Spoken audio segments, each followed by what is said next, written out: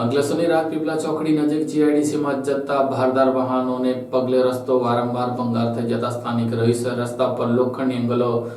મારી દેતા ટ્રાફિક જામના દ્રશ્ય સર્જાયા છે। અંકલેશ્વરમાં બિસ્માર માર્ગથી ત્રસ્ત રહીશોએ ગતરોજ અંકલેશ્વરની રાજપીપળા ચોકડીથી ઔદ્યોગિક એકમને જોડતા માર્ગ ઉપર ભારે વાહનોની અવરજવરને રોકવા માટે લોખંડની એંગલો લગાડી દેતા આજરોજ અંકલેશ્વરની વાલિયા ચોકડી અને એશિયન પેન્ટ ચોકડી નજીક ટ્રાફિક જામના દ્રશ્યો જોવા મળ્યા હતા। અંકલેશ્વર ઔદ્યોગિક એકમમાં અનેકો નાની મોટી કંપનીઓ કાર્યરત છે, જેમાં રો મટીરીયલ તેમજ ઉત્પાદન થયેલ મટીરીયલના વહન માટે અંકલેશ્વર ઔદ્યોગિક એકમમાં માલવાહકો તેમજ ટેન્કરોનો મોટા પાયે અવરજવર રહેતી હોય છે। જોકે અંકલેશ્વરના રાજપીપળા ચોકડીથી ઔદ્યોગિક એકમને જોડતા એક માર્ગ ઉપર અવારનવાર સ્થાનિકોની રજૂઆત છતાં રોડ રસ્તા બનાવવામાં ના આવતા અને ફક્ત રોડ બનશે તેવી બાંયધરી આપવામાં આવતા અને રોડ ઉપર 2-3 ફૂટ ઊંડા ખાડા પડી જતા રોષે ભરાયેલા સ્થાનિકોએ જ્યાં સુધી રસ્તો ના બને ત્યાં સુધી ભારે વાહનોની અવરજવર આ માર્ગ ઉપરથી રોકવા માટે અંકલેશ્વરના રાજપીપળા ચોકડી નજીક રેલવે ક્રોસિંગ પહેલા લોખંડની એંગલો મારી દેતા હવે આ માર્ગ પરથી ભારે